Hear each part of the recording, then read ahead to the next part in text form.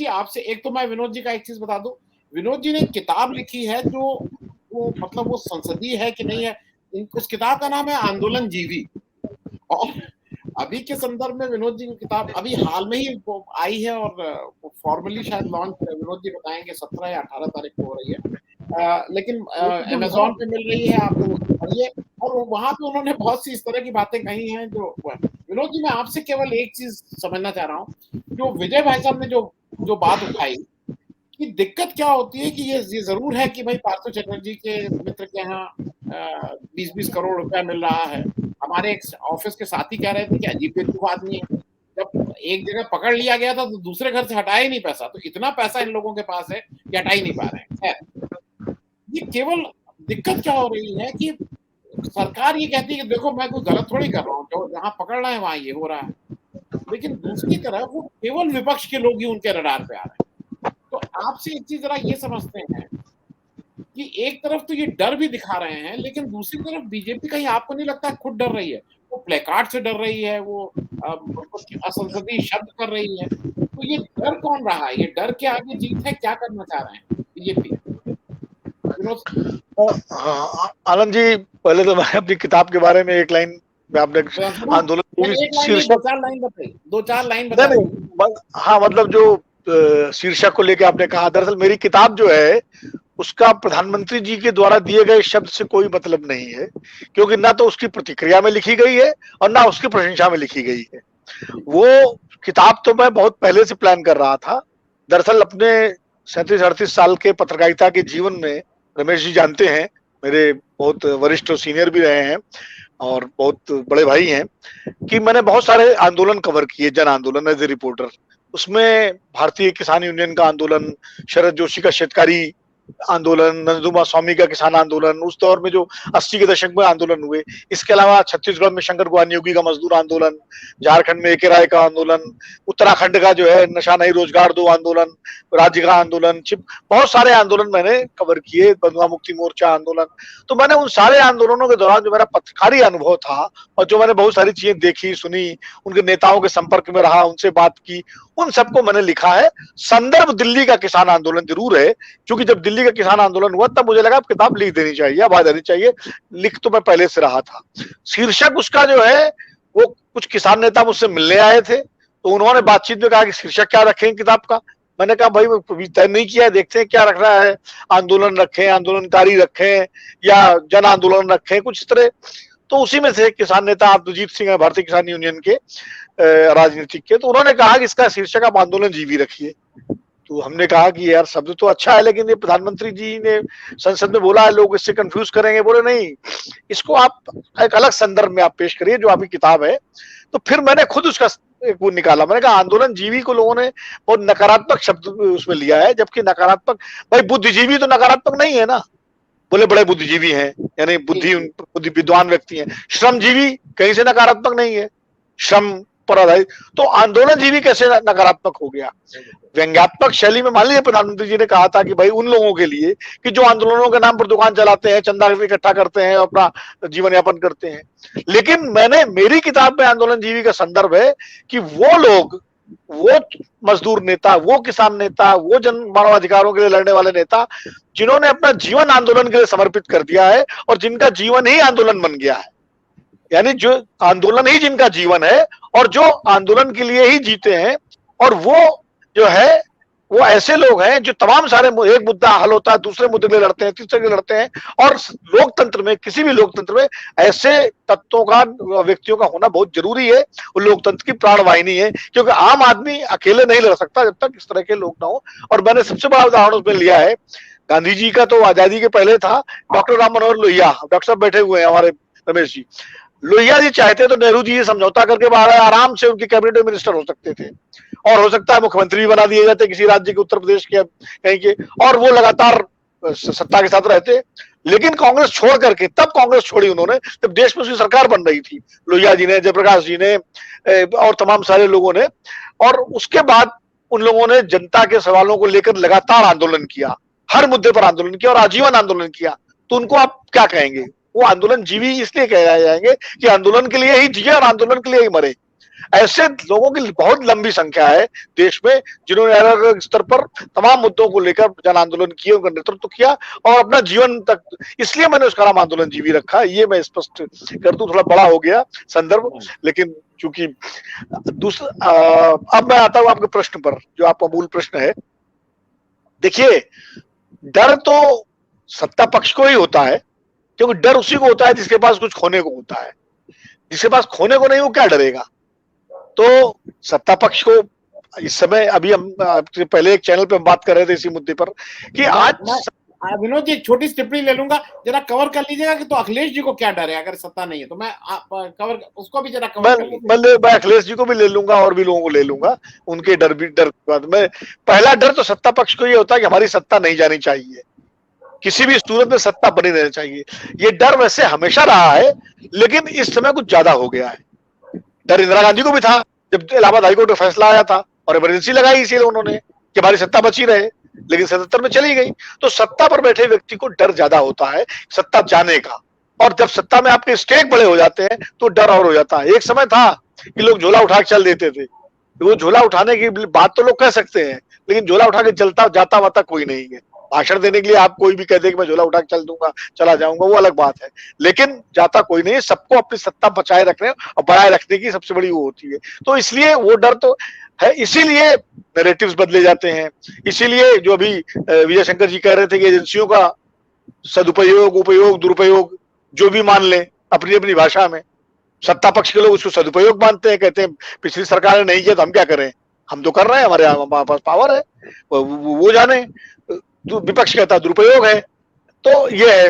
अब विपक्ष की, जहां तक आप डर की बात कर रहे हैं, देखिए अभी शिकार की बात की आपने, एक जगह जो है आप भीड़ में, तो विजय शंकर जी तो पुलिस अफसर रहे हैं, बेहतर जानते होंगे भाई, एक पुलिस वाला जाता है अकेले और 500 लोगों को कंट्रोल कर लेता है। वो जाते ही 4 डंडे 2 को मारता है, बाकी सब खामोश हो जाते हैं, भैया हमें भी डंडे न पड़ जाएं। तो वो डर भी दिखाना जरूरी है कि एक जगह अगर, जब आपने कहा अखिलेश जी को क्या डर है, मायावती जी को क्या डर है, ठीक है, या अब रातों रात अगर जो है नेता अपनी निष्ठा बदल दें, बहुत सारे नेता ऐसे हैं जिन्होंने रातों रात निष्ठा बदली है और उनको डर है। आप देखिए, जिनके खिलाफ कभी बीजेपी के ही नेता प्रेस कॉन्फ्रेंस करके सीबीआई इंक्वायरी की मांग करते थे, वो मुख्यमंत्री हैं राज्यों में, उसी वो मंत्री हैं। और अभी ये किसी सवाल शायद रमेश जी ने कहा था कि एक भी व्यक्ति ऐसा नहीं मिला भाजपा और सहयोगी दलों में जिसपे ईडी कर, अरे वो मिला छोड़ दीजिए, जो वहां चला गया वो भी बच गया। अभी महाराष्ट्र में 17 विधायकों के खिलाफ ईडी का नोटिस था, शिंदे साहब पर खुद वो था नोटिस। अब कभी देखिए कहीं नोटिस आया, कहीं संबंध आए, अब वो तो उधर चले गए। तो बहुत सारे लोग इसलिए भी गए, जो ये 40 विधायक अगर गए हैं शिवसेना के, तो इसमें तो बहुत सारे इसलिए गए कि भाई उनको बता दिए 17 तो ये जा रहे हैं, तुम्हारा भी नंबर लग सकता है। और आज की तारीख में राजनीति में, चाहे सत्ता में हो चाहे विपक्ष में हो, जो जो सत्ता में कभी भी रहे हैं कहीं भी, वो सब गर्दन तक फंसे हुए हैं। ऐसे उनके सुंदर सुंदर बड़े पुण्य हैं कि उनके लिए जो है कहीं भी किसी समय उनका जो है फाइल खुल सकती है। पहले सरकारें नहीं खोलती थी, खासकर महाराष्ट्र में तो परंपरा थी कि एक दूसरे को जो है बचाते थे और कोई नहीं करता था।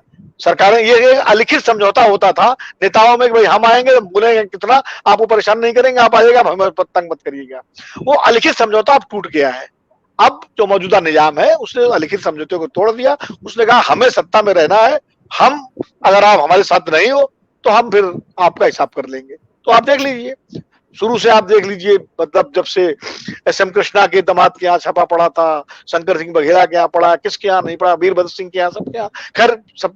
अब समस्या ये अभी के, ये शायद सिंह साहब ने कहा कि या तो ईडी इतना स्ट्रांग हो, बैठा हुआ अधिकारी वो नियम को न तोड़ने दे, तो रह नहीं पाएगा। अगर स्ट्रांग है तो रह ही नहीं पाएगा, वो ईडी नहीं रह पाएगा या वो सीबीआई डायरेक्टर नहीं रह पाएगा अगर वो स्ट्रांग है। आलोक वर्मा का तो आप देख चुके हैं ना केस, आलोक वर्मा के साथ सीबीआई का, जो रातों रात सीबीआई किस तरह से जो है एकदम सारा बदलाव हुआ। तो सवाल ये है कि या तो वो रह नहीं पाएगा और रहेगा तो वही करेगा जो निजाम चाहेगा। तो ये एक बहुत बड़ी समस्या है संस्थाओं के साथ, क्योंकि लोकतंत्र संस्थाओं से चलता है। और अगर संस्थाएं काम नहीं करेंगी तो लोकतंत्र नहीं चल पाएगा। मैं बार बार एग्जांपल देता हूं कि कैपिटल हिल जब हुआ अमेरिका में, तो हाउस के जो चेयर ने, जो वाइस प्रेसिडेंट थे ट्रंप के, रिपब्लिकन पार्टी के, उन्होंने खुद घोषणा की ट्रंप के हारने की। वो भी चाहते तो पाकिस्तान स्टाइल में कुछ कर देते, जैसे पाकिस्तान में वोट ही डालने ने मना कर दिया कि 10 वोट ही नहीं डाल सकते, कभी कुछ कर सकते हैं, या मतलब कर सकते थे कुछ तमाशा, लेकिन नहीं, इंस्टीट्यूशन स्ट्रांग है। और उन्होंने कहा कि हाँ, और उसके बाद ट्रंप को छोड़नी पड़ी गद्दी। अभी बोरिस जॉनसन का देख लीजिए, ब्रिटिश पार्लियामेंट में किस तरह से सत्ता पक्ष के ही मंत्रियों ने इस्तीफे दिए और सांसदों ने दबाव बनाया और बोरिस जॉनसन को पद छोड़ना पड़ा। ये है डेमोक्रेटिक इंस्टीट्यूशंस की ताकत। हमारे यहाँ तो सत्ता बदलते ही इंस्टीट्यूशंस के सुर बदल जाते हैं। एक एजेंसी, वही एजेंसी जांच कर रही है और उसकी रिपोर्ट पता लगा फला नेता के खिलाफ है, कल को उसी की पार्टी की सरकार आ गई तो वही एजेंसी रिपोर्ट बदल देती है। अब जब अडवाणी जी और जोशी जी और सारे नेताओं पर नरसिम्हा राव की सरकार थी, तो सीबीआई ने जो चार्जेस फ्रेम किए थे, अटल जी की सरकार आई, उसी सीबीआई ने चार्जेस वो डाइल्यूट कर दिए। तो ये अब ये मालेगांव वाले मामले में जिस वक्त ये सारे जो प्रज्ञा ठाकुर से लेकर सब, उस वक्त यूपीए सरकार थी, तो सब ऐसी ऐसी रिपोर्ट आ रही थी एटीएस की और सारे उसकी कि ये आतंकवाद का ये कनेक्शन है, ये बम बन रहा था, वो बन रहा था, यहाँ ट्रेनिंग हो रही थी, वहां ट्रेनिंग हो रही थी, मीडिया खूब चला रहा था। और उसका सरकार बदलते ही पता लगा सारी रिपोर्ट बदल गई, और उसके बाद जो है उन्हें नहीं तो बिल्कुल गलत फंसाया गया और ये बिल्कुल साफ सुथरे थे, इनका तो कोई लेना देना नहीं था, और धीरे धीरे करके। तो ये जो व्यवस्था है कि एजेंसी की क्रेडिबिलिटी बिल्कुल वो है। आज क्या होता है, आज राज्यों की पुलिस राज्य सरकारों के बिल्कुल इशारे पे काम करती है, केंद्रीय एजेंसियां केंद्र सरकार के इशारे पर काम करती हैं। आज से मतलब मैं खाली 9 साल की बात नहीं कर रहा हूं, ये पिछले कई वर्षों का ये ट्रेंड है। पहले पुराने, जब तक स्वतंत्रता आंदोलन के नेता थे, पुराने लोग थे, स्पेस देते थे, तो कई चीजें, छोटी मोटी चीजें नहीं देखते थे जब तक कोई बहुत बड़ा पॉलिटिकल मामला ना आए। लेकिन 80 के बाद से स्थितियां बदलनी शुरू हुई और बदलते बदलते आज आप जहां पहुंच गए। तो मुझे लगता है जो रमेश जी कह रहे थे कि आज विपक्ष, जो आपने अखिलेश यादव का नाम लिया, जब तक आज जो सुप्रीम कोर्ट के 2-3 फैसलों का हम लोग जिक्र कर रहे थे, तो सुप्रीम कोर्ट का फैसला है भाई, अब उस पर कौन सवाल उठा सकता है, समीक्षा भले कर लें, लेकिन सवाल ये है, चाहे सुप्रीम कोर्ट का मसला हो, चाहे इलेक्शन कमीशन के फैसले हो, चाहे एजेंसीज की वो हो, क्या विपक्ष जो है इनको एक सार्वजनिक बड़ा मुद्दा, जनता का मुद्दा बना पा रहा है? नहीं बना पा रहा है। कांग्रेस पार्टी जो सबसे बड़ी विपक्ष की पार्टी है, वो किस बात पे सड़क पे बैठी है कि सोनिया गांधी से ईडी की पूछताछ क्यों हो रही है, राहुल गांधी से ईडी की पूछताछ क्यों हो रही है, उसके पहले लोग गिरफ्तार। हर वो जो रमेश भाई, वो कविता कौन सी है जर्मन के उसकी, कि जब वो पकड़ने आए मुलर की कविता है, हाँ, कि पहले वाय कम्युनिस्टों के लिए मैं नहीं था, कम्युनिस्ट नहीं था, जो यहूदियों को पकड़ने के लिए मैं चुप रहा, मैं यहूदी नहीं था, जब वो आए सोशलिस्टों को पकड़ने के लिए मैं चुप रहा, मैं तो नहीं था, और जब मुझे पकड़ने आए तो वहां कोई नहीं था, कहने वाला कोई नहीं था। तो वो स्थिति है कि हर नेता, हर विपक्षी दल, जब तृणमूल पे छापे पड़ रहे हैं तो बाकी चुप हैं, जब कांग्रेस पे पड़ रहे हैं तो बाकी चुप हैं, और चुप ही नहीं, मन ही मन खुश हो रहे हैं। जब आम आदमी पार्टी के मंत्रियों पर गिरफ्तारी हो रही है तो कांग्रेस ही खुश हो रहे हैं, जब कांग्रेस से पड़ रहा है तो तृणमूल खुश हो रही है, तृणमूल में पड़ रहा है तो लेफ्ट खुश हो रहा है, जब तो ये तो अब वो तो एक एक करके आप सारे गिर गए।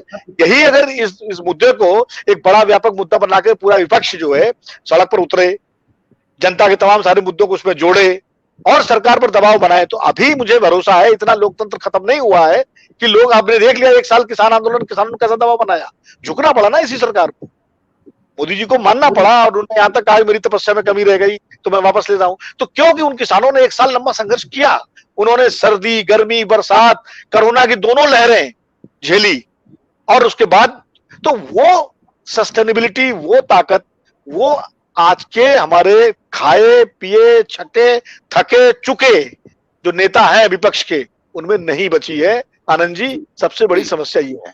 जी विनोद